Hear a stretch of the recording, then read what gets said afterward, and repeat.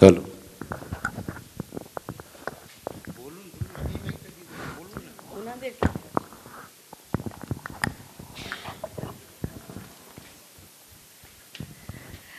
দেবাশিস বাবুকে কিছু বলার জন্য অনুরোধ জানাচ্ছিলাম আমাদের টরন্টো বেঙ্গলি ড্রামা গ্রুপের পক্ষ থেকে। নমস্কার, শুভ সন্ধ্যা। আমি আপনার অনুষ্ঠান দেখছেন, অনুষ্ঠানের মধ্যে এভাবে কথা বলা খুব একটা সমীচীন নয়। আমি সকলকে শুভেচ্ছা জানাই, যারা উদ্যোক্তা তাদের কাছে আমার কৃতজ্ঞতা। তাদের আমন্ত্রণ এখানে আমার আসার সুযোগ হয়েছে। সকলকে আর কয়েকদিন পরেই ইংরাজি নববর্ষ, সকলকে আগাম শুভেচ্ছা জানাই নববর্ষের। 2025 সকলের খুব ভালো হোক। নমস্কার।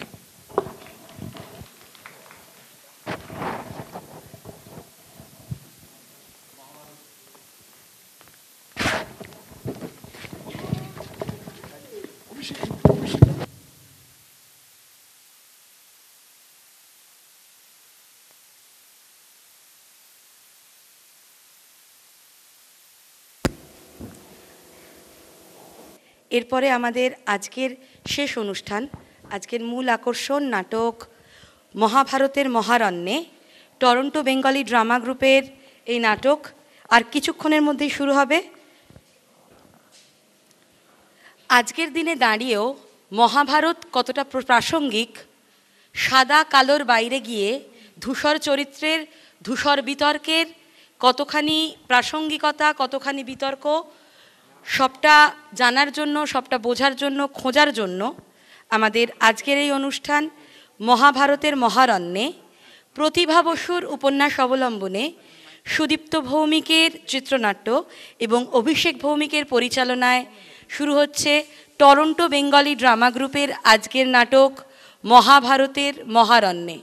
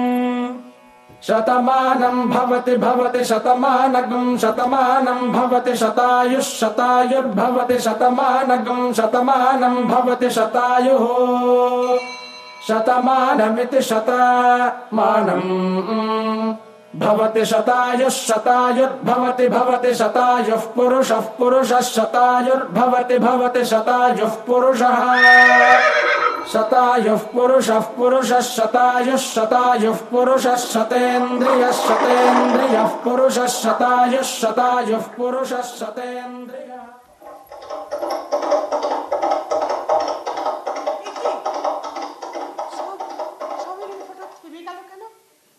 পুজোর সময় এমন বিঘ্ন কেন ঘটল? পুত্র দ্বৈপায়ন, পুত্র দ্বৈপায়ন, পুত্র দ্বৈপায়ন। আপনি কি আমায় স্মরণ করেছিলেন মাতা? পুত্র, তুমি এসেছো? আচ্ছা বলো তো, পুজোর সময় এমন বিঘ্ন কেন ঘটলো? আপনি চিন্তা করবেন না মাতা, হয়তো আমাকে দেখে আপনার ওই গায়কগণ ভীত হয়ে তাতে সুর হারিয়ে ফেলেছে, অথবা আপনি তো জানেন আমার এই কদর্য শরীর দেখে অনেকে ভয়ে চক্ষু মুদ্রিত করে ফেলে, অথবা ওই রক্তশূন্য পাণ্ডুর বর্ণ ধারণ করে। তুমি পরিহাস করতে পারো পুত্র, কিন্তু কিছুদিন হলো এক অজানা আশঙ্কায় আমার হৃদয় বড় বিচলিত হয়েছে। রাত্রে নিদ্রা আসে না, বারবার মনে হয় আমাদের এই হস্তিনাপুরের ঈশান কোণে যেন এক কালান্তক মেঘ ঘনিয়ে এসেছে। তুমি তো ত্রিকালজ্ঞ মহারিষি, তুমি বলো কি এই আর্যাবর্তের ভবিষ্যৎ, কি এই ভরত বংশের ভবিষ্যৎ? মহারাজ শান্তনু যে গুরু দায়িত্ব আমার উপর দিয়ে গেছেন, আমি কি পারছি তা পালন করতে? আমি কোনো ভুল করছি না তো? না মাতা সত্যবতী, আমি ত্রিকালজ্ঞ নই। এই আর্যাবর্তের কি ভবিষ্যৎ তা আমি জানি না। আমি তো কেবল আপনার মতো এক দর্শক মাত্র। কখনো কখনো এই কর্মকাণ্ডে আমি যোগদান করতে হয়, কিন্তু আমার কাছ তো এক কথা কারো, এই সময়কে মহাকাব্যের ছন্দে বাঁধাই তো আমার উদ্দেশ্য। তা কি থাকবে তোমার সেই মহাকাব্যে? যা সত্য তাই তো থাকবে। যা সত্য তাই থাকবে। কবিরা কি সত্যি কথা বলতে পারেন? তাদের অতিরঞ্জিত হয়ে যায় না? তাদের সব ঘটনা ঢাকা পড়ে যায় না? আমার কাব্য তো কল্পনা প্রসূত নয়। যা দেখছি, যা দেখব, যা শুনছি, যা শুনবো, সেটাই তো হবে আমার কাব্যের উপাদান। যা দেখি, যা শুনি, তা কি সব সত্য? মানব হৃদয়ের গভীর অন্ধকারে যে সমস্ত আলোড়ন চলে বেড়ায়, তার মস্তিষ্কে যে জটিল ঝড় তাণ্ডব করে বেড়ায়, তা কি তার কর্মে প্রকাশ পায়? তা যদি না হয়, তাহলে কি তার কর্ম সত্য? তাহলে সত্য কি? তার কর্ম না তার চিন্তা? না মাতা, যে যা ঘটে সেটাই তো সত্য, যা ঘটে না সেটা সত্য নয়। না দ্বৈপায়ন, যা ঘটে তা সত্য নয়, যা রটে তাই সত্য। তুমি তোমার লেখনীতে যা লিখবে তাই সত্যি হবে আগামী প্রজন্মের কাছে। আগামী প্রজন্মের কাছে তোমার ছন্দবদ্ধ রটনাই হবে সত্য, ঘটনা নয়। এসো পুত্র।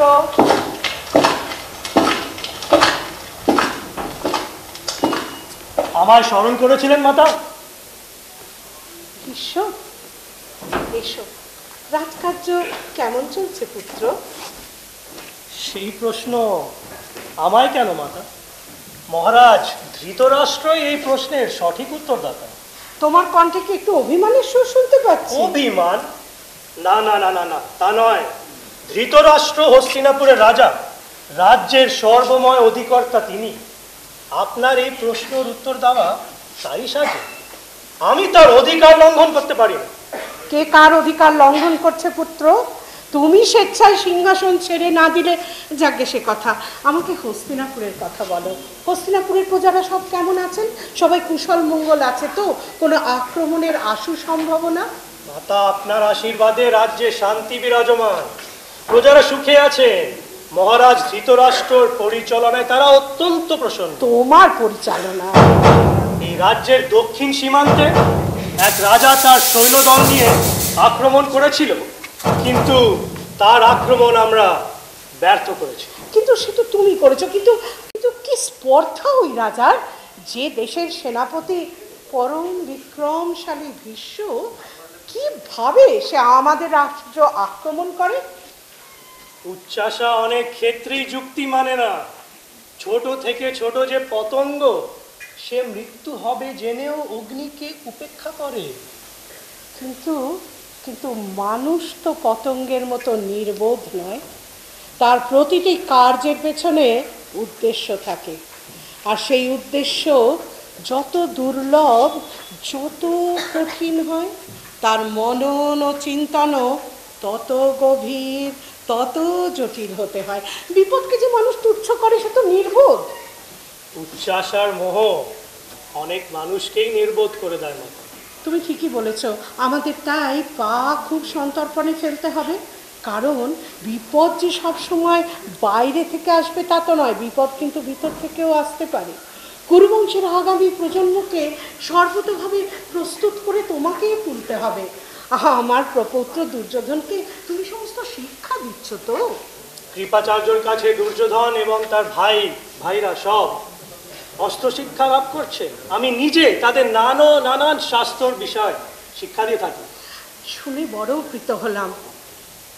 দুর্যোধন ধৃতরাষ্ট্রের জ্যেষ্ঠ পুত্র, আর কিছুদিন পরেই তাকে যৌবরাজ্যে অভিষিক্ত করতে হবে। তুমি তাকে সেই মতোই প্রস্তুত করো। যথা আজ্ঞা। কিন্তু কিন্তু কি পুত্র? মহামন্ত্রী বিদুর মনে করে না যে দুর্যোধন হস্তিনাপুরে রাজা হওয়ার যোগ্য। সে মনে করে দুর্যোধন দুরাত্মা। তার জন্মের সময় নানান দুর্লক্ষণ দেখা গেছিল, আর বিদুর তখনই বলেছিল যে হস্তিনাপুরে চরম বিপদ ডেকে আনবে দুর্যোধন।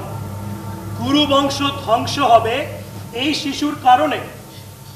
মহারাজ ধৃতরাষ্ট্রকে উপদেশ দিয়েছিল যে এই মুহূর্তে এই নবজাত শিশুকে হত্যা করতে। কি ভয়ঙ্কর! এক পিতাকে বলেছিল তার নবজাত শিশুকে হত্যা করতে। আমিও আশ্চর্য ছিলাম মাতা, কিন্তু বিদুর বারবার আমাদের উপদেশ দিয়েছে দুর্যোধনকে ত্যাগ করতে।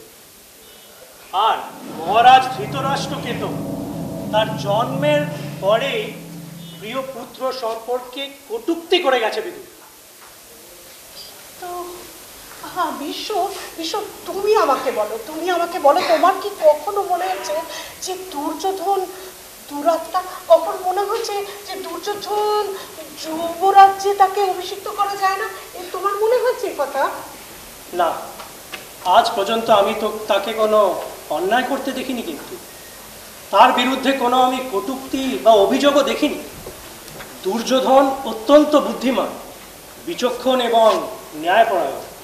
তার মধ্যে নেতৃত্ব দেওয়ার বেশ ক্ষমতা আছে। বিদুর ছাড়া সকলেই তাকে পছন্দ করে, কিন্তু এখনো ও একটি বালক, মাত্র 15 বছর বয়স। সে এখন ভবিষ্যতে কি রূপ ধারণ করবে সেটা তো এখন বলা যাচ্ছে না। তুমি ঠিকই বলেছ। আমার কি মনে হয় জানো, আমার মনে হয় বিদুর অহেতুক এই সমস্ত চিন্তা ভাবনা করছে। দুর্যোধনের যুবরাজ হবার সবগুলি আছে, তুমি তাকে সেই মতোই প্রস্তুত করো। যথা। দেবব্রত,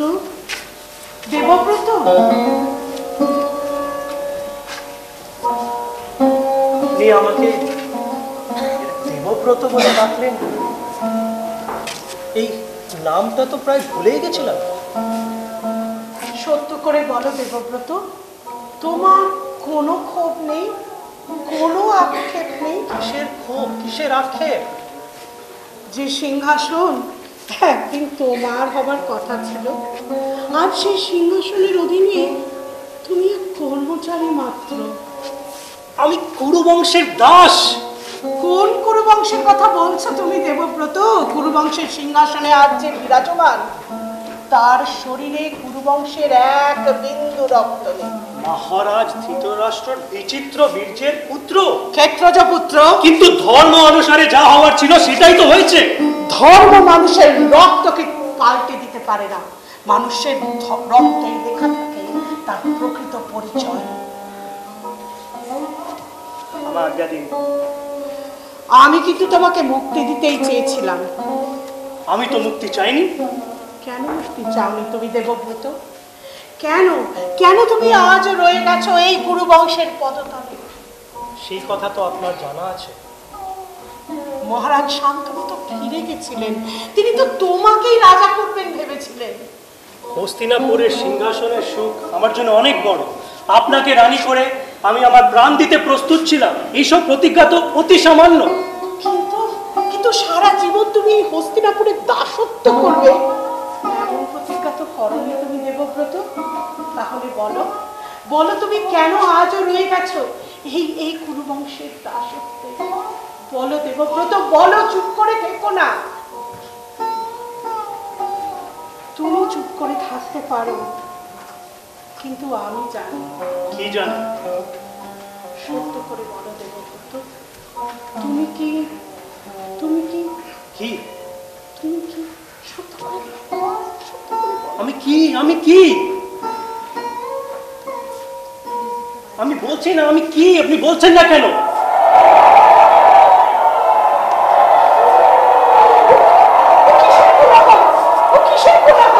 আমি দেখছি।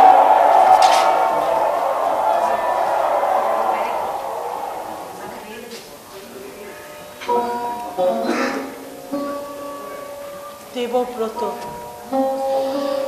হায় দেবব্রত, আমি জানি প্রতিদিন তোমার হৃদয়ে কি নিদারুণ রক্তক্ষয় হয়ে চলেছে। অদৃষ্ট আজ আমাদের মাতা পুত্রের সম্পর্কে বেঁধেছে, কিন্তু সেদিন মহারাজ শান্তনুর পরিবর্তে তুমি যদি ওই নদী খুলে যেতে, কুরুবংশের ইতিহাস হয়তো অন্যভাবে বইত, কিন্তু তা হলো না। আমার পিতা দাসরাজও হয়তো তাই চেয়েছিলেন। তিনি ভেবেছিলেন তিনি ওই বড় বড় শর্ত রাখলে মহারাজ শান্তনু তোমার কাছেই ফিরে যাবেন। তিনি তোমাকেই রাজা করে চাইবেন, আর এই দাসরা রাজকন্যার সাথে তোমার বিবাহ দেবেন। কিন্তু তা হলো না। তার কারণ মূর্খ তুমি দেবব্রত। তুমি এক ভয়ানক শপথ করে বসলে, আর সেই শপথের জন্য আজও তুমি রয়ে গেছো এই কুরুবংশের পদতলে দাসত্বে। আর আমার ইচ্ছা পূরণের জন্য তুমি তোমার হৃদয়, তুমি তোমার জীবন, তুমি তোমার সব কিছু উৎসর্গ করেছো।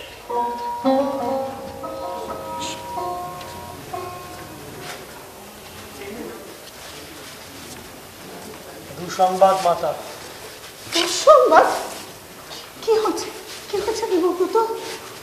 আমাদের পরম প্রিয় মহামন্ত্রী পাণ্ডু আর মহারানী মাদ্রি আর নেই। বনবাসকালে তাদের মৃত্যু হয়েছে। তাদের শবদেহ নিয়ে প্রাসাদে অপেক্ষা করছেন মহারানী কুন্তী আর সাথে 5টি বালক। যুধিষ্ঠির, ভীম, অর্জুন, নকুল ও সহদেব, মহারাজ পাণ্ডুর পঞ্চপুত্র। মহারাজ পাণ্ডুর পঞ্চপুত্র?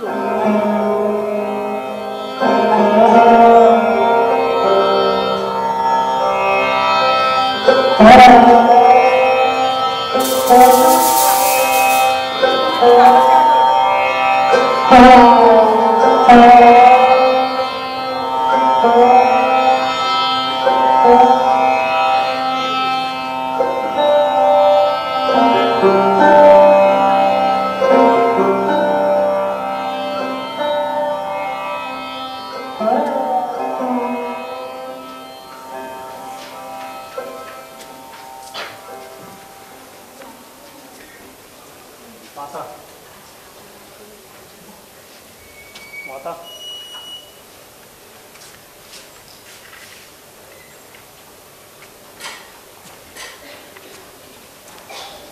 পাণ্ডু ও মাদ্রির সৎকার সম্পন্ন হয়েছে। এবার আপনি একটু অন্নজল গ্রহণ করুন। কি দুর্ভাগ্য আমার! হ্যাঁ ঈশ্বর, আমি ভেবেছিলাম পাণ্ডু একদিন, জানো ভীষ্ম, যুধিষ্ঠির যদি দুর্যোধনের চেয়ে বয়স কনিষ্ঠ হয় আমাদের তাতে কোনো চিন্তার কারণ নেই, কিন্তু যুধিষ্ঠির যদি দুর্যোধনের চেয়ে বয়সে বড় হয়। আমি বুঝতে পারছি আপনি কি বলতে চাইছেন। এক কাজ করো ভীষ্ম, একবার কুন্তিকে আমার কাছে পাঠিয়ে দাও তো। কথা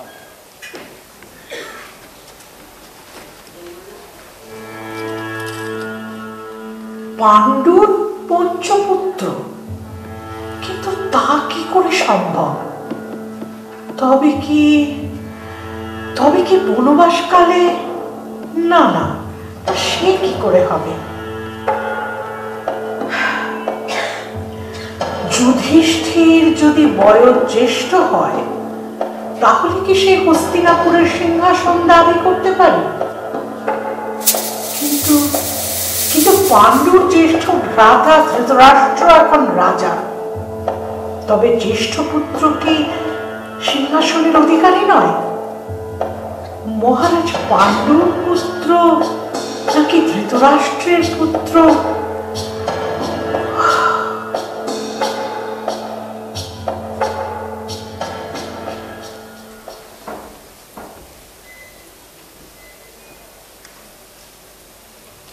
আমাকে স্মরণ করেছেন পিতামহী? কুন্তি, তুমি বড় ক্লান্ত। এতটা পথ অতিক্রম করে এসেছো, তারপর দাহ সৎকার ইত্যাদি। তোমার শারীরিক ও মানসিক অবস্থা আমি বুঝতে পারছি মা, কিন্তু দেখো দেখো কি কি দুর্ভাগ্য আমার। আমি ভেবেছিলাম পাণ্ডু একদিন ফিরে এসে এই রাজ্যের রাজা হবে, কিন্তু নিয়তিকে তো আমাদের মেনে নিতেই হবে। আপনি তো জানেন পিতামহী, মহারাজ একবার যা ত্যাগ করেন সে পানে আর কখনো ফিরে তাকান না। আমাকে বলো তো, কি করে হলো এই অকাল মৃত্যু, এই দুর্ঘটনা? সে বড় লজ্জার কথা পিতামহী। লজ্জার কথা? হ্যাঁ, আমাকে খুলে বলো কি হয়েছে। মহারাজ সাপগ্রস্ত হয়েছিলেন, আর সেই সাপেই তার মৃত্যু হয়। মহারাজ পাণ্ডুর মতো ধর্মাত্মা ব্যক্তিকে কে সাপ দিল? ঋষিকিন্দম। মহারাজ মৃগয়ায় গিয়েছিলেন। হরিণ ভ্রম করে সঙ্গমরত অবস্থায় ঋষিকিন্দম ও তার পত্নীর ওপরে তিনি তীর বর্ষণ করেন। সেই তীরের আঘাতে ঋষিকিন্দম ও তার পত্নীর তৎক্ষণাৎ মৃত্যু হয়। মৃত্যুকালে ঋষিকিন্দম মহারাজকে অভিশাপ দিয়েছিলেন, যে মুহূর্তে মহারাজ কোনো রমণীর সঙ্গলিপ্সু হবেন তৎক্ষণাৎ তার মৃত্যু হবে। সে অবধি মহারাজ আমার আর মাদ্রির সঙ্গ ত্যাগ করেন। এভাবে কেটে যায় বহু কাল, কিন্তু অবশেষে মহারাজ নিজেকে সংযত রাখতে পারেননি। কামবিষ্ট হয়ে মাদ্রির সঙ্গে মিলিত হতে গেলেই তৎক্ষণাৎ তার মৃত্যু হয়, আর মাদ্রিও সেই শোক সহ্য করতে না পেরে আত্মাহুতি দিয়েছে। অসম্ভব! কি কি অসম্ভব? মানুষের সাপে কখনো মানুষের মৃত্যু হতে পারে না, একথা আমি বিশ্বাস করি না। আপনি কি বলছেন পিতামহী? আপনি জানেন ঋষিকিন্দম ত্রিকালব্ধ বাকসিদ্ধ পুরুষ, তার অভিশাপ কখনো মিথ্যে হতে পারে না। যাক সে কথা, তুমি আমাকে বলো, এই যে তোমার পঞ্চ বালক, এরা কার পুত্র? যুধিষ্ঠির, ভীম আর অর্জুন আমার পুত্র, নকুল সহদেব মাদ্রির। আমি তোমার কাছে জানতে চাইছি এদের পিতাকে। আপনি কি পরিহাস করছেন পিতামহী? অবশ্যই মহারাজ পাণ্ডু ওদের পিতা। মহারাজ পাণ্ডু এদের পিতা হতে পারেন না। আর তার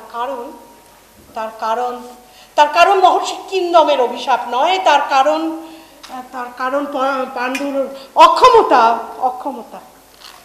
আপনি সে কথা জানেন?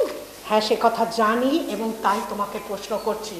সত্য করে বলো কুন্তি, এই পঞ্চ বালকের পিতা কে? এরা মহারাজ পাণ্ডুর ক্ষেত্রজ পুত্র। ক্ষেত্রজ পুত্র? কেন? ক্ষেত্রজ পুত্র তো এই পরিবারে কিছু নতুন নয়। ক্ষেত্রজ পুত্রের প্রশ্ন তখনই আসে যখন বংশ রক্ষার প্রয়োজন হয়, কিন্তু মহারাজ ধৃতরাষ্ট্রের পুত্র দুর্যোধন জন্মাবার পর বংশ রক্ষার তো কোনো প্রয়োজন ছিল না। সে কথা সত্য, তবে আমরা সেই সংবাদে জ্ঞাত ছিলাম না। আর তাছাড়া মহারাজ পাণ্ডু তো নিজের সন্তান কামনা করতেই পারে। বেশ বেশ, তাহলে আমাকে বলো, কাকে নিযুক্ত করেছিলেন মহারাজ পাণ্ডু? তিনি কি আমাদের পরিবারের কেউ, নাকি অন্য কোনো রাজা? এই পঞ্চ পাণ্ডব দেব সন্তান। দেব সন্তান? হ্যাঁ, যুধিষ্ঠির ধর্মরাজের পুত্র, ভীম পবন দেবতা, অর্জুনের পিতা ইন্দ্র, নকুল সহদেব অশ্বিনী কুমার পুত্র। কিন্তু তা কি করে সম্ভব? আমি আপনাকে বুঝিয়ে বলছি। সে বহু বছর পূর্বের ঘটনা। আমি তখন নিতান্তই বালিকা। আমার পিতা মহারাজ কুন্তিভোজের প্রাসাদে আগমন ঘটে ঋষি দুর্বাসার। পিতা আমাকে নিয়োগ করেন ঋষি দুর্বাসার সেবার কাজে। ঋষি দুর্বাসা আমার সেবায় তৃপ্ত হয়ে আমাকে একটি মন্ত্র বর দান করেন।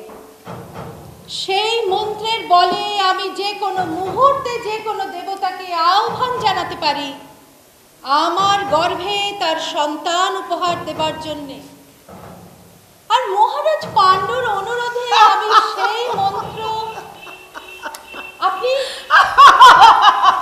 হাসছেন পিতামহী? আমি হাসবো না? তুমি এই অদ্ভুত এক গল্প আমাকে বিশ্বাস করতে বলছো? আপনি ঋষি দুর্বাসার মন্ত্রকে অবিশ্বাস করছেন? দেখো কুন্তি, দেবতা কখনো মরতে সে মানুষের গর্ভে সন্তান উৎপাদন করতে পারে না। মানুষই পারে মানুষের গর্ভে সন্তান উৎপাদন করতে পারে। সত্য করে বলো, বলো কুন্তি, এই পঞ্চ বালকের পিতা কে? কে যুধিষ্ঠিরের পিতা? যুধিষ্ঠিরের পিতা স্বয়ং ধর্ম। মিথ্যা কথা। না, মিথ্যা নয়, বিদুর, সত্য। ধর্ম রক্ষার্থে কখনো স্বয়ং ধর্মকেও সক্রিয় অংশগ্রহণ করতে হয়। তো তা বলে এই অসম্ভব সত্য আমাকে বিশ্বাস করতে বলছো? ধৈর্য ধরুন পিতামহী, আমি আপনাকে সব কথা খুলে বলছি। তার আগে কুন্তিকে অন্তঃপুরে যাওয়ার আজ্ঞা দিন। কুন্তি, তুমি অন্তঃপুরে যাও। যথা। এবার আমার কথা খুব মনোযোগ সহকারে শুনুন। পুরাকালে মান্ডব্য নামে এক মৌন ঋষি ছিলেন। একদিন কিছু দস্যুগণ রাজকোষ থেকে মণিমুক্ত অপহরণ করে মৌন ঋষির আশ্রমে গিয়ে তা লুক্কায়িত করে রাখে। রাজরক্ষীগণ তাদের পশ্চাৎ ধাবন করে সেই আশ্রমে গিয়ে সেই সব মণিমুক্ত উদ্ধার করলে তারা ঋষিকে নানান প্রশ্ন করেন, কিন্তু তিনি কোনো উত্তর না দিলে তারা ক্রুদ্ধ হয়ে তাকে বদ্ধভূমিতে নিয়ে গিয়ে শুলে চড়ান। কিন্তু তাতে ঋষির মৃত্যু হয় না। রাজা ঋষির পরিচয় জানতে পেরে তাকে শুল থেকে নামান, কিন্তু শুলের এক অগ্রভাগ তার দেহে রয়ে যায়। ঋষি তখন ধর্মরাজের কাছে গিয়ে জিজ্ঞাসা করেন, কোন কোন পাপের জন্য আপনি আমাকে এই দণ্ড দিয়েছেন? ধর্মরাজ বলেন, আপনি বাল্যকালে এক পতঙ্গের পুচ্ছ দেশে এক তৃণ প্রবিষ্ট করেছিলেন, এ তারই পাপের ফল।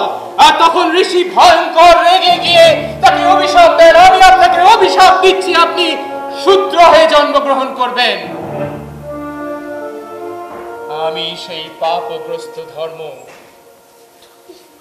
শূদ্র দাসীর গর্ভে কৃষ্ণ দ্বৈপায়ন ব্যাসের ঔরসে আমার জন্ম, আর আমার ঔরসে কুন্তির গর্ভে যুধিষ্ঠিরের জন্ম। তাই বলছি, কুন্তি সত্যি কথাই বলেছে, যুধিষ্ঠির ধর্মের সন্তান।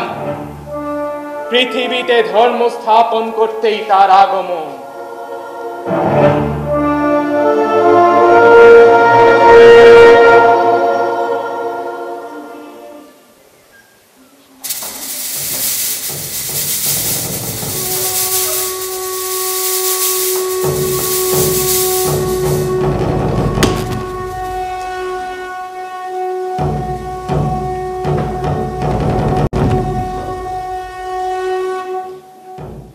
সত্যি মিথ্যে, ধর্ম অধর্ম বলে কিছুই নেই।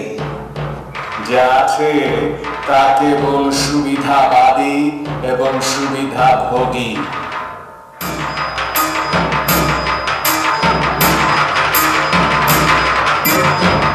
ন্যায় অন্যায় বলে যে আমরা শিখেছি, মহাভারতের মহারণ্যে সেই দুটি ধারণারই জন্ম হয়নি।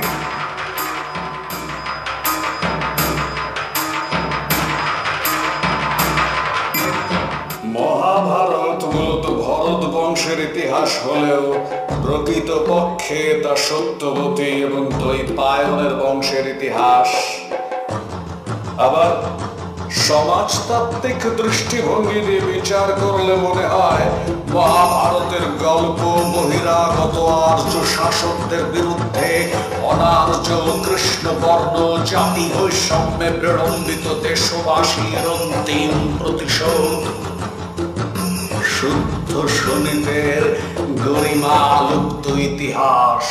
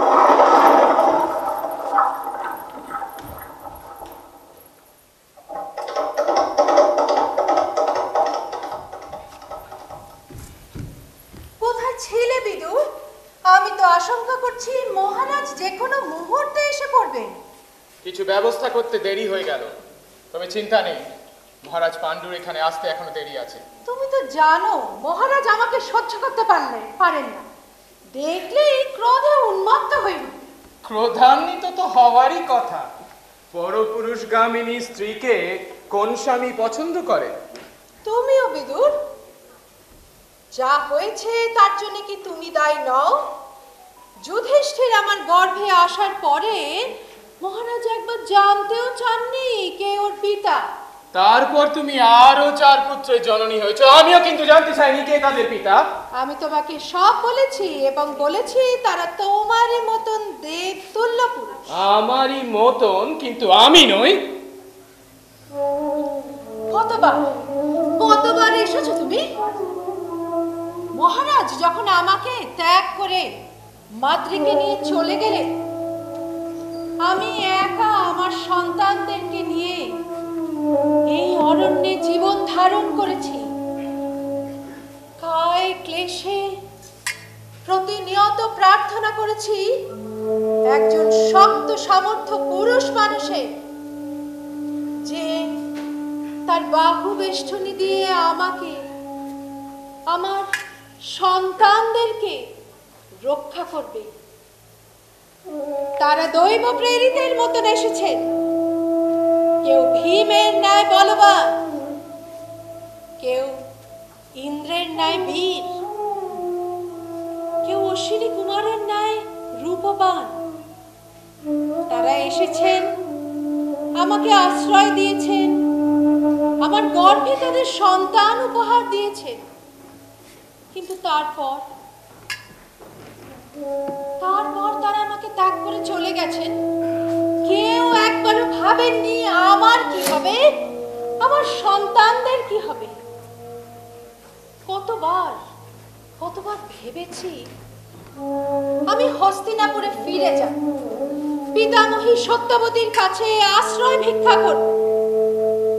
কিন্তু পর মুহূর্তে আশঙ্কা হয়েছে, তিনিও যদি মহারাজের ন্যায় আমাকে ত্যাগ করেন। না, আর করবেন না কুন্তী। তোমাকে তোমার পঞ্চপুত্রদের নিয়ে হস্তিনাপুরে ফিরে যেতে হবে। মহারাজ ধৃতরাষ্ট্র তার জ্যেষ্ঠ পুত্র দুর্যোধনকে রাজ্যে অভিষিক্ত করার ব্যবস্থা নিচ্ছেন। স্বয়ং ভীষ্ম তাকে এবং তার ভ্রাতাদের অস্ত্র শিক্ষার দায়িত্ব নিয়েছেন। কিন্তু আমি বেঁচে থাকতে তা কোনোদিনই হতে দেব না। আমার পুত্র যুধিষ্ঠিরই হবে রাজা। এ কি করে সম্ভব? পিতামহী তা কখনো মেনে নেবেন না। সে ভাবনা আমাকে ভাবতে দাও কুন্তী। তুমি কেবল আমার নির্দেশ পালন করে যাও। কিন্তু আমি তাদের কি পরিচয় দেব? কেন? তারা মহারাজ পাণ্ডুর পুত্র। পাণ্ডব? অসম্ভব। মহারাজ পাণ্ডু এই প্রস্তাবে কখনো সম্মতি দেবেন? সম্মতি তাকে দিতেই হবে। আর সম্মতি যদি না দেন তবে এমন ব্যবস্থা করতে হবে যাতে সম্মতি দেওয়ার আর প্রয়োজনই না হয়। তার মানে কি বলতে চাইছো? সময় মতো সব বুঝতে পারবে কুন্তী। তুমি এখন আড়ালে যাও। মহারাজ পাণ্ডুর যে কোনো সময় আসার সময় হয়ে গেছে। কি করবে তুমি? আড়ালে যাও কুন্তী, মহারাজ পাণ্ডু এসে পড়বেন। যাও। ইতিহাসের এক নির্মম সন্ধিক্ষণে দাঁড়িয়ে তুমি বিদুর। এখন বিচলিত হয়ো না, লক্ষ্যে স্থির রাখো নিজেকে। মনে রেখো, তোমার নির্দেশিত পথই ধর্ম, কারণ তুমি ধর্ম, অভিশপ্ত ধর্ম।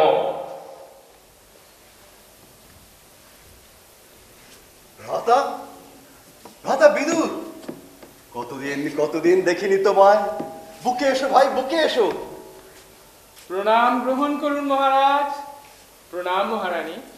তারপর হস্তিনাপুরে খবর বলো বিদুর। ভ্রাতা ধৃতরাষ্ট্র কেমন রাজ্য শাসন করছেন? প্রজারা সব সুখে আছে তো?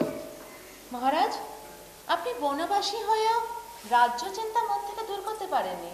আগে জিজ্ঞেস করুন কেমন আছেন পিতামহী সত্যবতী, কেমন আছেন মাতা অম্বিকা অম্বালিকা, কেমন আছেন জ্যেষ্ঠ দাদা ভীষ্ম। ঠিক বলেছো মাদ্রি, ঠিক বলেছো। বলো ভাই বলো, তারা কেমন আছেন? সকলে কুশলে আছেন তো? মহারাজ সকলেই কুশলে আছেন। আর আমার ওই ভ্রাতুষ্পুত্র দুর্যোধন। দুর্যোধন সে কেমন আছে? শুনেছি সে। মহারাজ, তার কারণেই আজ আপনার সাক্ষাৎকারের প্রার্থনা করেছি।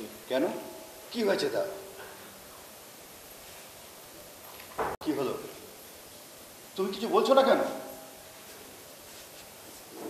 তুমি তুমি চুপ চুপ করে আছো কেন? তবে কি? হায় হায়, এই কি তো সংবাদ দিয়ে গেল বিদুর। কি করে এমন দুর্ঘটনা ঘটলো বিদুর? তবে কি সে যুদ্ধক্ষেত্রে প্রাণ দিয়েছে, নাকি কোনো গুপ্ত ঘাতক? আপনাদের আশঙ্কা সত্যি হলে সব থেকে বেশি খুশি হতাম আমি। কিন্তু আমার দুর্ভাগ্য, আমাদের সকলের দুর্ভাগ্য, আর এই কুরু বংশের দুর্ভাগ্য যে দুর্যোধন সুখে বৃদ্ধি পাচ্ছেন রাজপ্রাসাদে।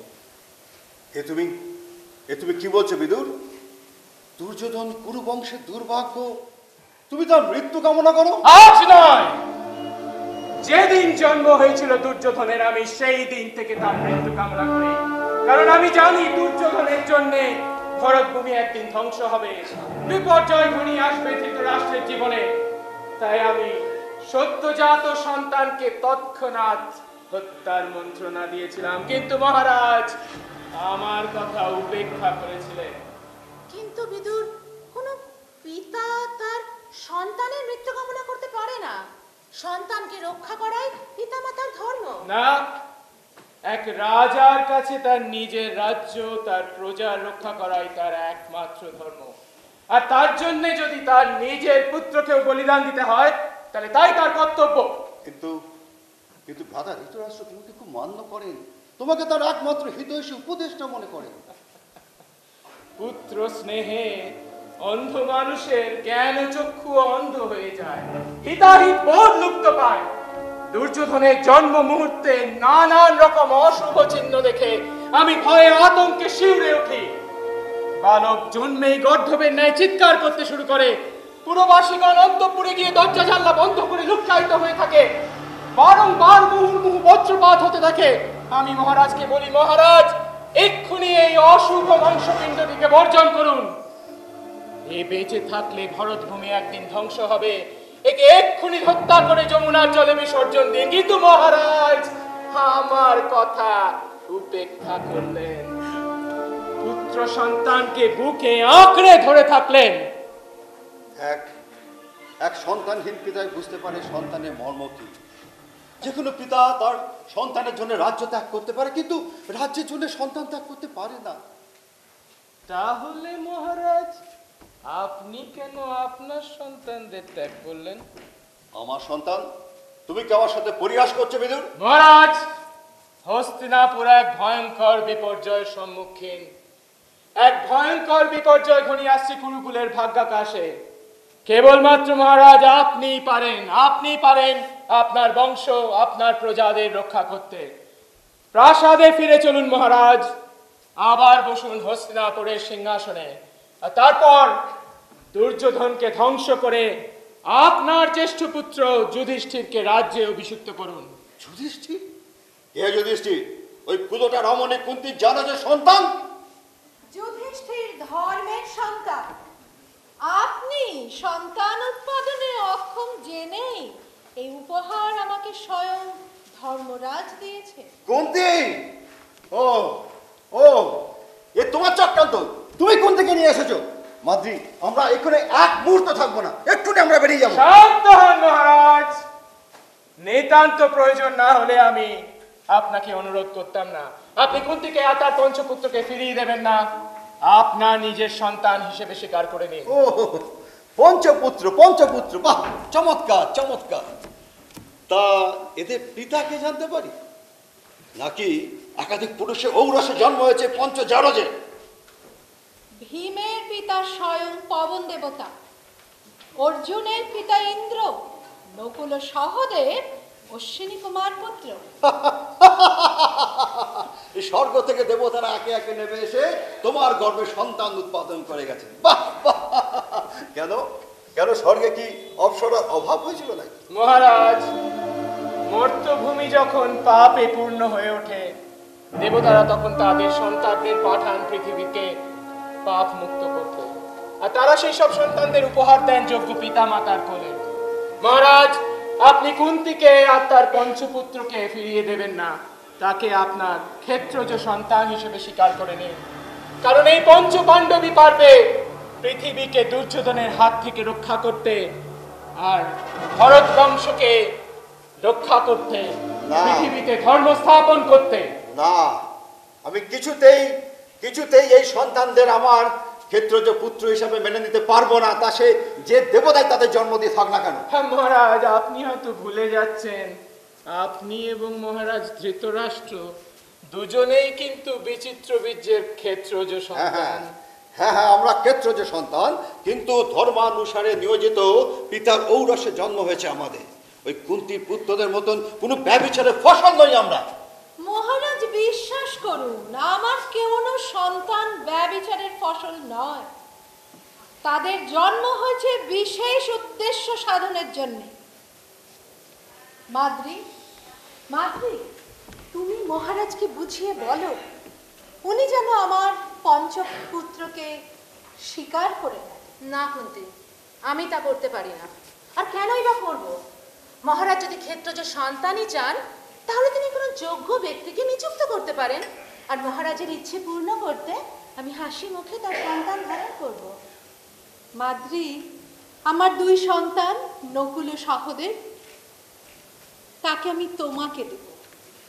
তুমি যদি একবার তাদের দেখো, এমন অনিন্দকান্তি সুন্দর পুরুষ পৃথিবীতে আর কোথাও দেখতে পাবে না। তারা তোমায় মা বলে ডাকবে। কোথায় তারা? তারা আছে, আমি এক্ষুনি তাদের ডেকে নিয়ে আসছি। না, তার কোনো প্রয়োজন হবে না। আমি তাদের মুখ দর্শন করতে চাই না। বিদুর, তুমি বৃথায় চেষ্টা করছো। আমি যে রাজ্য ত্যাগ করে এসেছি, আমি আর সেখানে ফেরত যেতে পারবো না। আর তাছাড়া ক্ষেত্রজ পুত্রের প্রয়োজন হয় বংশ রক্ষার্থে, আমাদের তার প্রয়োজন নেই। ভ্রাতা ধৃতরাষ্ট্রের পুত্ররাই হবে কুরু বংশের বংশধর, আর দুর্যোধনই হবে রাজা। বেশ, তবে তাই হবে। আমি আর আপনাকে জোর করব না মহারাজ। এই ভরত বংশের ভাগ্যে, এই কুরু বংশের ভাগ্যে যা লেখা রয়েছে তাই ঘটবে। কিন্তু তাহলে আমার সন্তানদের কি হবে? কুন্তি, তোমার সন্তানেরা দেব সন্তান। তারা বলবান, ক্ষমতাবান, গুণবান। তারা নিজ গুণেই নিজের ভবিষ্যৎ গড়ে নেবেন। তোমাকে কোনো চিন্তা করতে হবে না কুন্তি। তবু রাজপ্রাসাদে গিয়ে আমি তাদের জন্য কিছু অনুদানের ব্যবস্থা করব। তুমি এখন প্রস্থান করো কুন্তি। তোমার সন্তানেরা তোমার জন্য অপেক্ষা করছে। আমি মহারাজের সঙ্গে কিছুক্ষণ বাক্যালাপ করে হস্তিনাপুরের উদ্দেশ্যে রওনা দেব।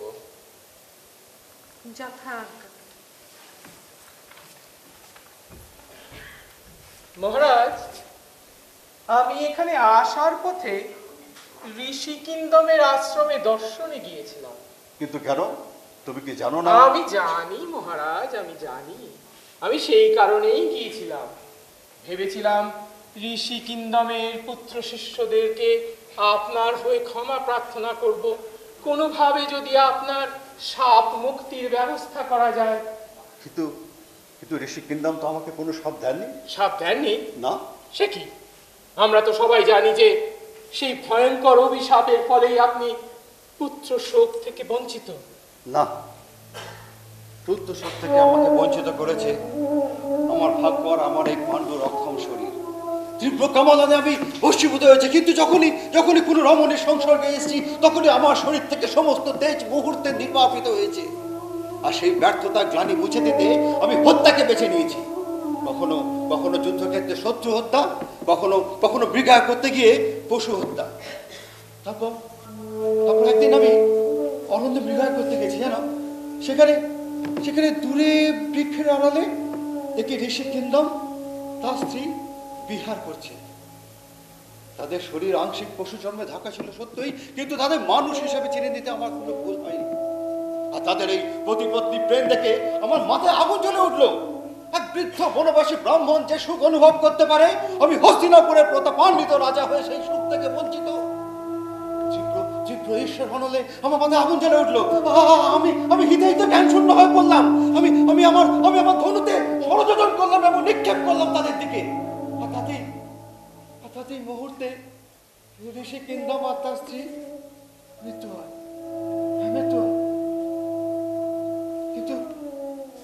কিন্তু কোনো অভিশাপ উনি আমাকে দেননি, জানো। কিন্তু তারপর থেকে আমি যে কি অনুশোচনা নিয়ে বেঁচে আছে, আমি তোমাকে বলে বোঝাতে পারবো না। এক ব্রাহ্মণ হত্যার পাপ চিরনিয়ত আমাকে কুড়ে কুড়ে খাচ্ছে। আমি অনুশোচনা করে থেকে মুক্তি পাচ্ছি না। আমি প্রায়শ্চিত্ত করব বলে রাজ্য ত্যাগ করে বনবাসে আসার সিদ্ধান্ত নিয়েছি, আর প্রতিজ্ঞা করেছে জীবনে কোনো নারী সংসর্গে আসবো না। আমি তো কুন্তিয়া মাদ্রিকেও রাজপ্রাসাদে থাকতে বলেছিলাম, কিন্তু ওরা রাজি হয়নি। কিন্তু কেন রাজি হব মহারাজ? পত্নীর ধর্ম স্বামীর প্রায়শ্চিত্তের সঙ্গী হওয়া।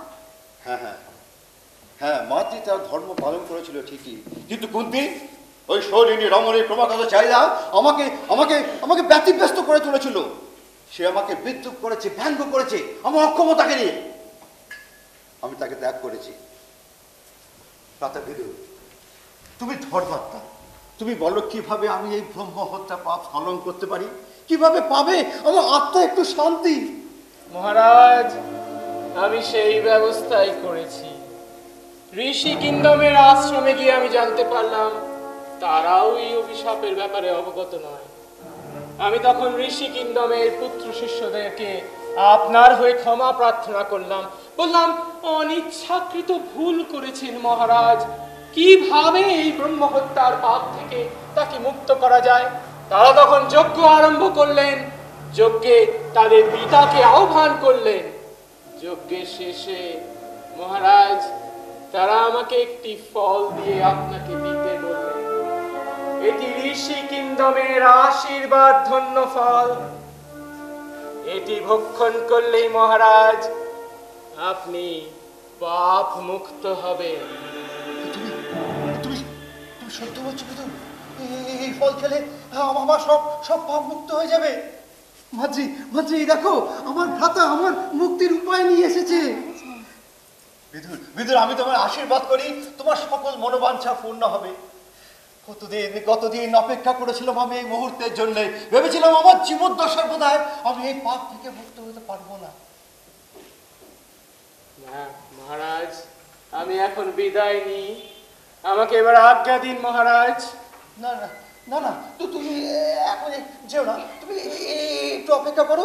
আমি আমি এই ফল তোমার সামনে ভক্ষণ করতে চাই, তোমার সামনে।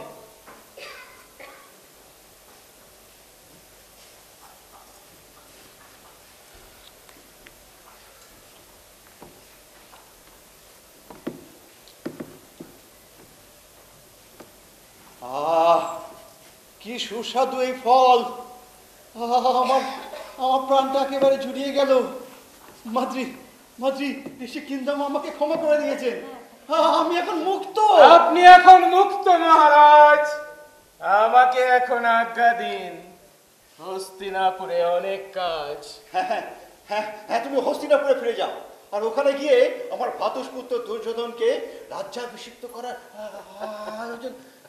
আয়োজন কর। তুমি কোনো চিন্তা করো না। আমার নিঃশ্বাস নিতে একটু কষ্ট হচ্ছে, জানো? আমি নিঃশ্বাস নিতে পারছি না, আমার বুকে অসহ্য যন্ত্রণা হচ্ছে। মাদ্রি,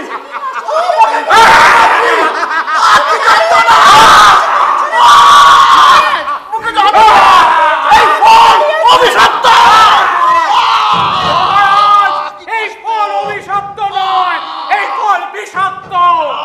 কুন্তীর পঞ্চপুত্রকে আপনার পুত্র হিসেবে স্বীকার না করার এই হলো পরিণাম। মৃত্যুর আগে একটা কথা জেনে যান মহারাজ পাণ্ডু, দুর্যোধনকে আমি রাজা হতে দেব না। রাজা হবে আমার সন্তান যুধিষ্ঠির।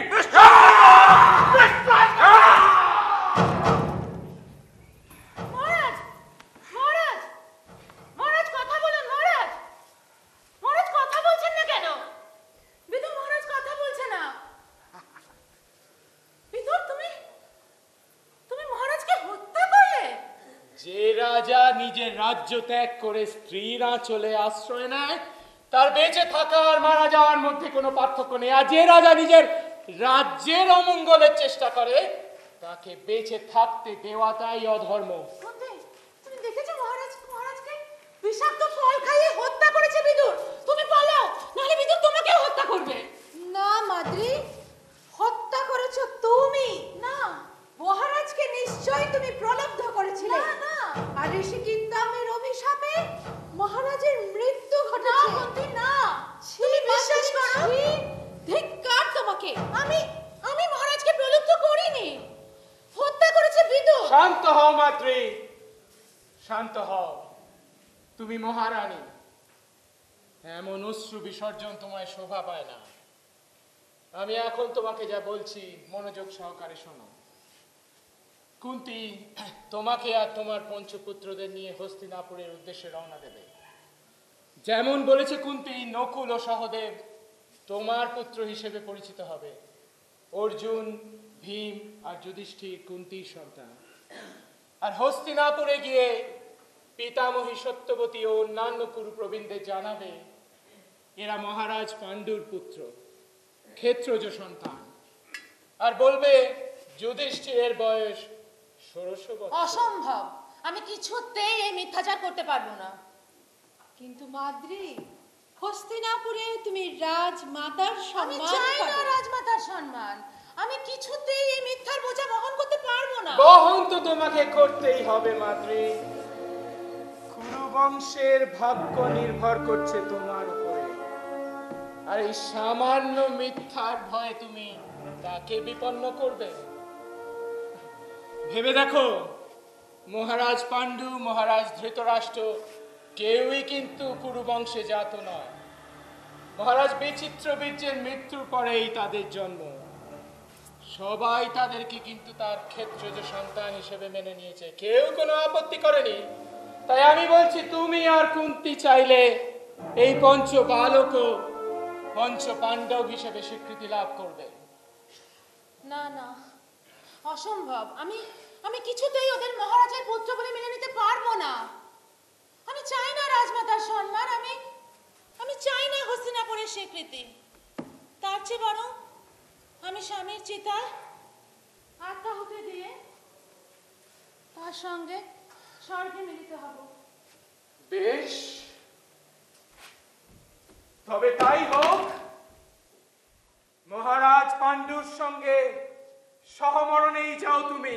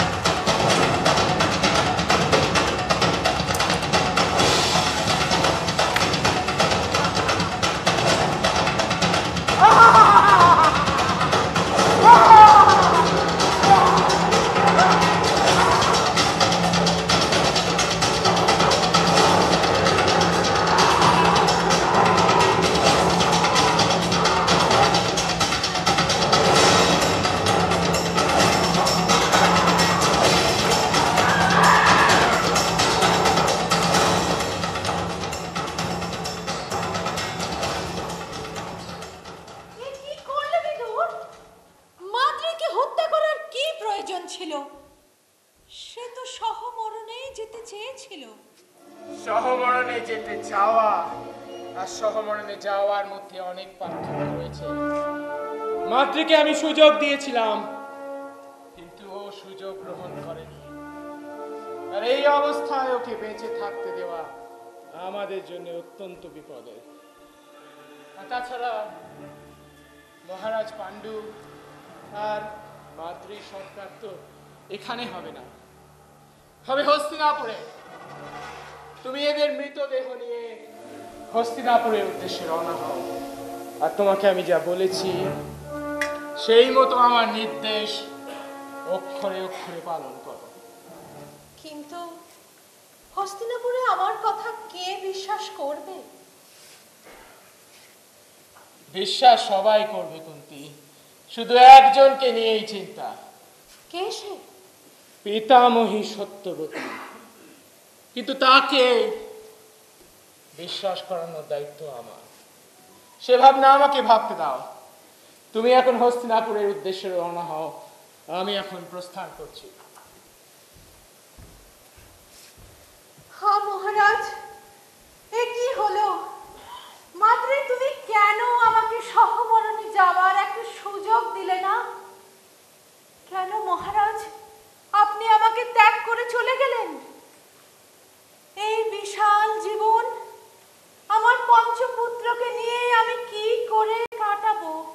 আমার পুত্রদের আমি মানুষ করব কি করে? হে মহারাজ, এ আপনি কি করলেন? আপনি কেন আমাকে ত্যাগ করে এইভাবে চলে গেলেন? আমাকে একটা সুযোগ দিলেন না।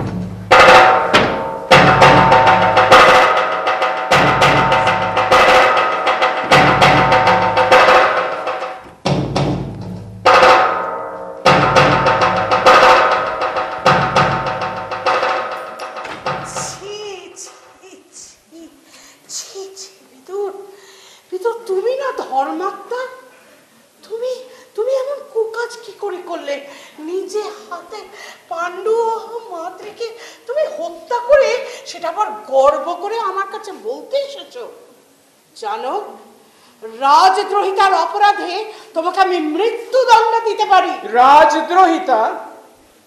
আমি যা করেছি পিতামহী তাই কুরুবংশের মঙ্গলের জন্য, এই ভরত বংশের মঙ্গলের জন্য। কুরুবংশের রাজাকে হত্যা করে তুমি কুরুবংশের মঙ্গল কামনা করছো? হ্যাঁ, নিশ্চয়ই। কারণ মহারাজ পাণ্ডু বেঁচে থাকলে তা হতো না। এই কুরুবংশ রক্ষা করতে গেলে যুধিষ্ঠিরকে হতে হবে রাজা। তুমি নিজের পুত্রকে রাজ সিংহাসনে বসাবার অভিপ্রায় হিতাহিত জ্ঞান শূন্য হয়েছ। ধর্মাধর্ম তোমার লোপ পেয়েছে। আমি তো কেবল আপনার পদাঙ্কই অনুসরণ করছি মাত্র পিতামহী। আমার পদাঙ্ক? হ্যাঁ, নিশ্চয়ই। কারণ আপনিও চেয়েছিলেন আপনার পুত্র, আপনার বংশধরেরা হবে হস্তিনাপুরের রাজা। আর সেই মতো আপনি আর আপনার পিতা দাসরাজ মহারাজ শান্তনুর সম্মুখে শর্ত রেখেছিলেন। কিন্তু মহারাজ শান্তনু সেই শর্ত মেনে নেননি। হ্যাঁ, কিন্তু ভীষ্ম তাকে মানিয়েছিলেন। কি মোহজালে আপনি আচ্ছন্ন করেছিলেন ওই 18 বৎসরের যুবককে। শৌর্যে যিনি পরশুরামের তুল্য, জ্ঞানে যিনি গুরু বৃহস্পতির তুল্য, সেই মহৎ পুরুষকে আপনি এক নিবীর্য নপুংসকে পরিণত করলেন। কিভাবে করলেন পিতামহী সত্যবতী? আপনার রূপের জালে পিতা পুত্র দুজনকেই আচ্ছন্ন করলেন। ধীবর কন্যা মৎস্যগন্ধা। কিন্তু কেন করলেন? কি উদ্দেশ্যে করলেন? স্তব্ধ হও বিদুর।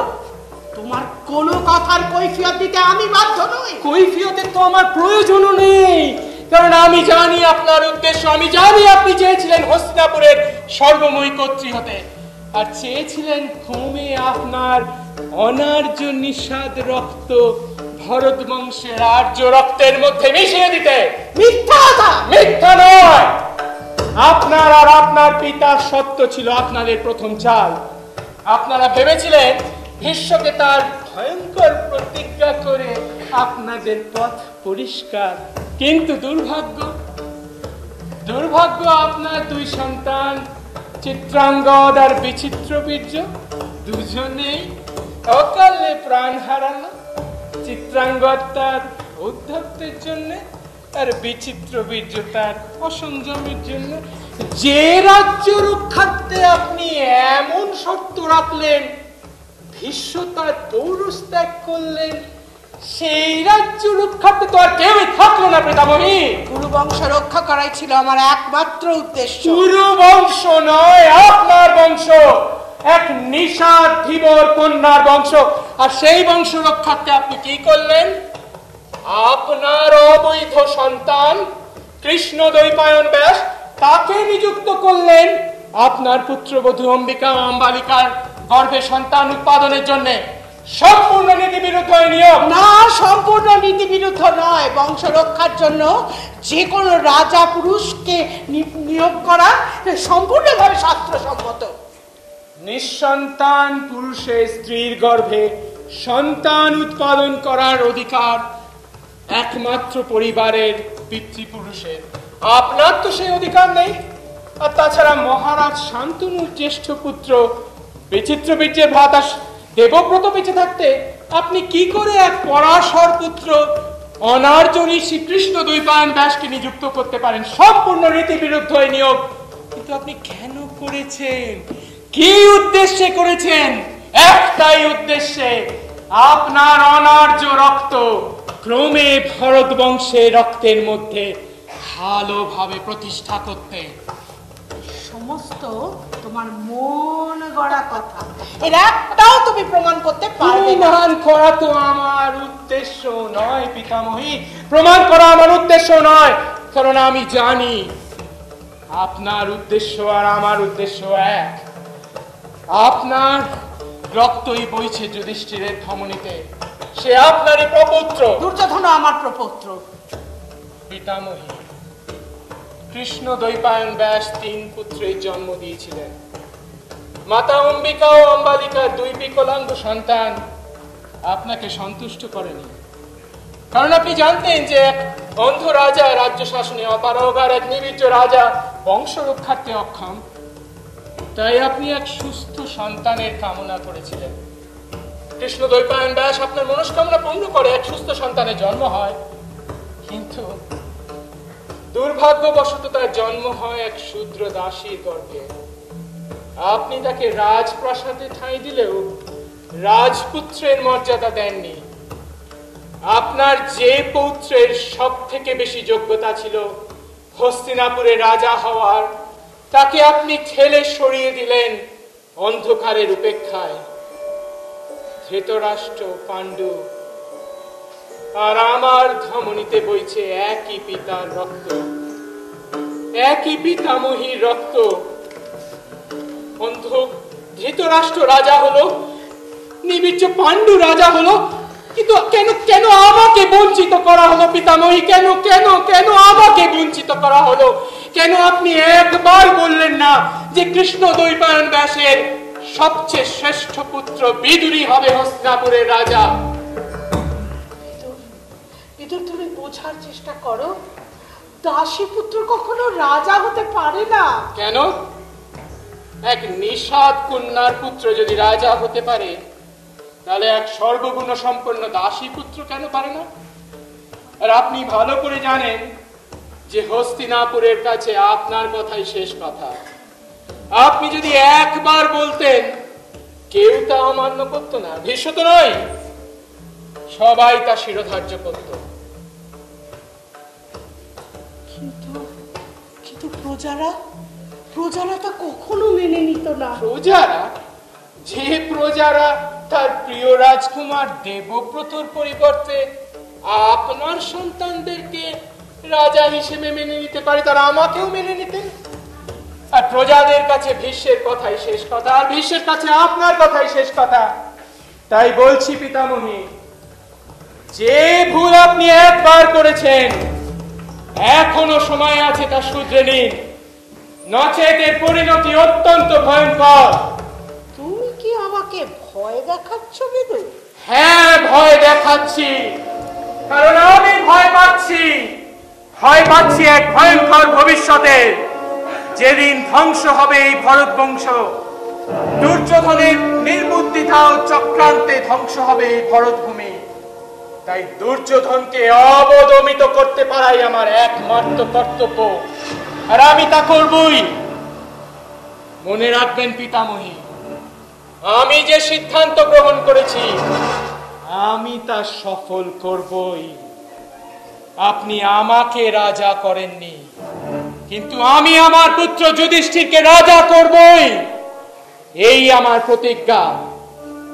তাই বলছি, আপনি তাকে মহারাজ পাণ্ডুর সন্তান হিসেবে মেনে নিতে পারলে ভালো, না হলে ছলে বলে কৌশলে যেভাবে সম্ভব আমি যুধিষ্ঠিরকে রাজা করব। আর একটা কথা জেনে রাখবেন পিতামহী, আপনি হয়তো ভাবছেন ভীষ্মকে পুত্তলিকার মতো পরিচালনা কেবল আপনিই করতে পারেন, কিন্তু জ্যেষ্ঠ ভ্রাতার হৃদয়ে আমারও একটা বিশেষ স্থান রয়েছে। তাই উনি যদি একবার জানতে পারেন আপনার এই চক্রান্তের এই অভিসন্ধির কথা, তাহলে কিন্তু উনি আপনার বংশ আর বশে নাও থাকতে পারেন, আর সেই দিন হবে আপনার পরাজয়, আর তার সঙ্গে সঙ্গে আমারও পরাজয়। কারণ পিতামহী, আমার আর আপনার উদ্দেশ্য এক, শুধু পন্থাটা একটু আলাদা। তাই বলছি, আমাকে সাহায্য করতে পারা মানে আপনার উদ্দেশ্যকেই সফল করা, আর আমার বিরোধিতা করা মানে স্বয়ং ধর্মের বিরোধিতা করা। এখন সিদ্ধান্ত আপনার।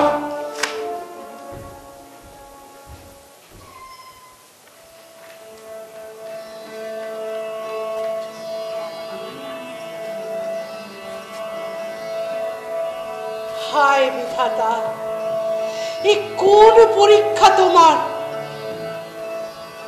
কি কর্তব্য আমার? এই ধূর্ত নৃশংস বিদুর আমার সম্পূর্ণ অজ্ঞাত। ও কি পারবে ভীষ্মকে বশীভূত করতে? ও যদি এই পঞ্চ বালককে নিয়ে ভীষ্মের সামনে এসে দাঁড়ায়, ভীষ্ম, দেবব্রত, ও কি পারবে ওদের ফিরিয়ে দিতে? না না না না, দেবব্রত যদি একবার আমার বিপরীতে যায়, আমার কিচ্ছু করার থাকবে না।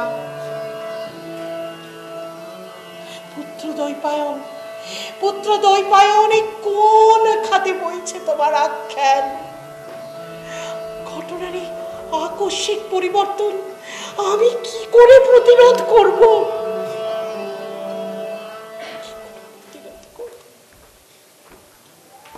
আপনি দুশ্চিন্তা করবেন না মাতা, এই ঘটনাকে তার সময়ের সাথে প্রভাবিত হতে দিন। বিদুরের পরিকল্পনা তো আপনার স্বার্থের পরিপন্থী নয়, সে তো চায় কুরুবংশের মঙ্গল। না না, তুমি জানো না, বিদুর নিজে হাতে পাণ্ডু এবং মাদ্রিকে হত্যা করেছে। পাণ্ডু আর মাদ্রি কুরুবংশের স্বার্থেই প্রাণ দিয়েছে, তার জন্য দুঃখ করার কিছু নেই। বিষ প্রয়োগ করেছে। আমি জানি মাতা, আমি এ সমস্তই অবগত আছি। তুমি অবগত আছো? তাও কিছু বলছো না তোমার এই কুলাঙ্গার পুত্রকে তুমি অভিশাপ দিচ্ছ না?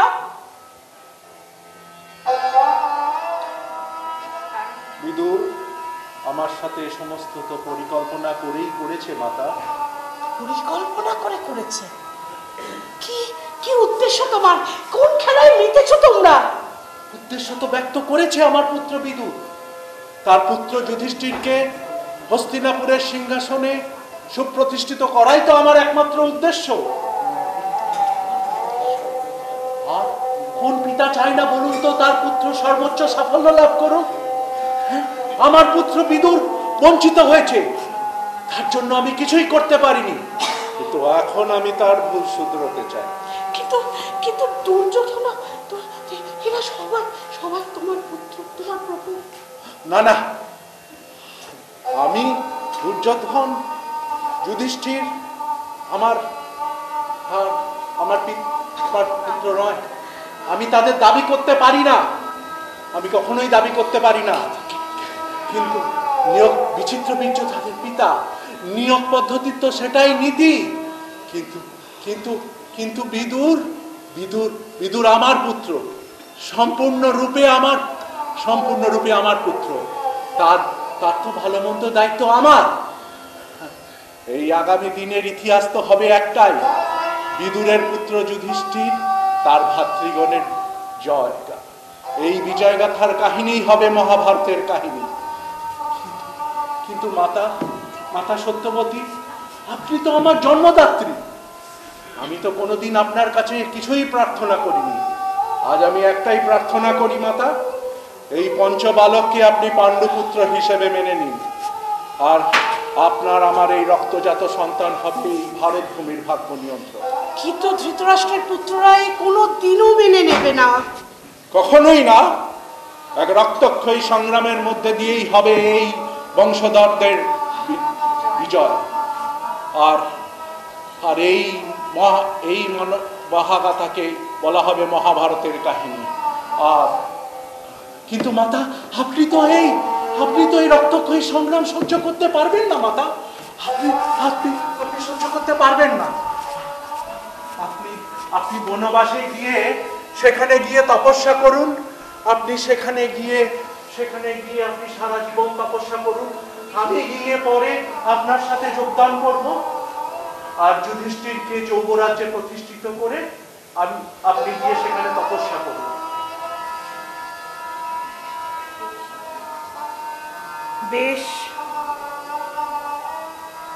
বেশ, তবে তাই হোক পুত্র, তাই হোক। তোমার ইচ্ছাই পূর্ণ হোক পুত্র। কুন্তির এই পঞ্চবালক পাণ্ডুর পুত্র পাণ্ডব নামেই পরিচিত হোক।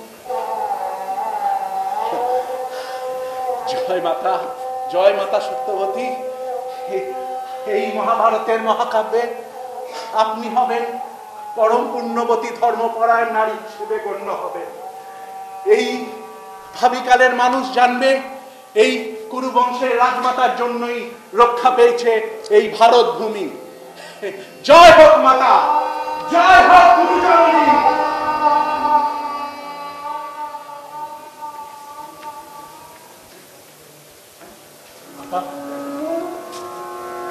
মাতা, আমায় স্মরণ করেছিলেন মাতা? হ্যাঁ, আমি তোমাকে স্মরণ করেছিলাম। আমি তোমাকে স্মরণ করেছিলাম। হ্যাঁ, বিদুর বললেন। ও হ্যাঁ, আচ্ছা, তুমি কুন্তির ওই পঞ্চবালককে দেখেছো? হ্যাঁ মাতা, অত্যন্ত ভদ্র, সুশীল ও মার্জিত এই 5টি বালক, বুদ্ধি ও প্রতিভাতে উজ্জ্বল। এরা সবাই কুরুবংশের যোগ্য। যুধিষ্ঠির ধীর স্থির এবং রাজা হওয়ার যোগ্য।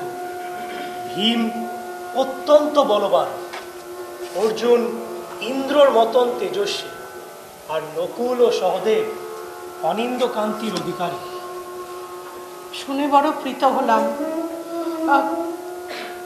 তুমি আজ থেকে ওদের এই কুরু রাজ্যেই ওরা বড় হোক, ওদের সমস্ত শিক্ষা দীক্ষা তার সমস্ত ব্যবস্থা তোমাকে করতে হবে বিশ্ব। তুমি তাদের সবভাবে প্রস্তুত করো। আর একটা কথা, কুন্তি বলছিল যুধিষ্ঠির 16 বৎসর অতিক্রম করেছে, তার মানে সে দুর্যোধনের চেয়ে বয়সে বড়, সুতরাং যুবরাজ হবার অধিকার তারই। তুমি তাকে যুবরাজ্যে অভিষিক্ত করার প্রস্তুত করো। যুবরাজ হওয়ার জন্যে যুধিষ্ঠিরই সঠিক ব্যক্তি, কিন্তু দুর্যোধন যে এতদিন রাজা হওয়ার আশা রেখে গেছিল, সে একেবারেই খুশি হবে না। আর মহারাজ ধৃতরাষ্ট্র, উনি কি এই কথাটা মেনে যাবেন? আমি বুঝতে পারছি, আমি জানি এই প্রস্তাবে অনেকেই খুশি হবে না, কিন্তু দেখো যা ন্যায়পরায়ণ, যা ন্যায় সম্মত, তাই তো আমাদের করতে হবে। তুমি যুধিষ্ঠিরকেই যৌবরাজ্যে প্রতিষ্ঠিত হবার জন্য প্রস্তুত করো।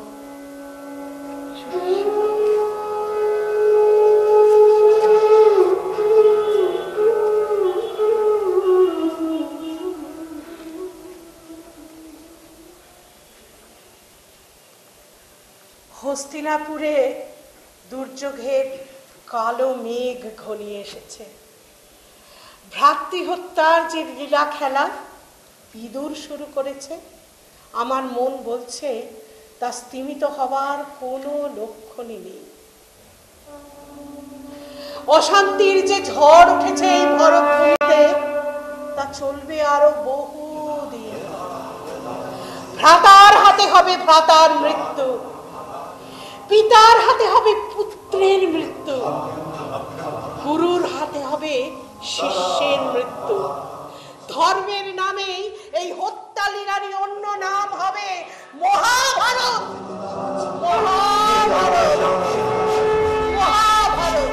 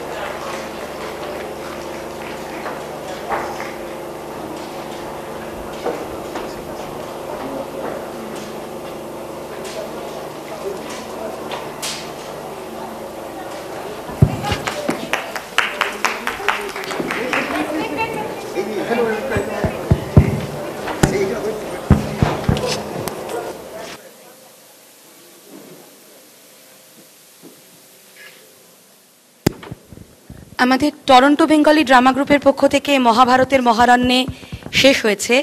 এই বিষয়ে আরও খানিকটা জেনে নেওয়ার জন্য পুরো দলের সাথে পরিচালক অভিষেক ভৌমিককে স্টেজে ডেকে নিচ্ছি।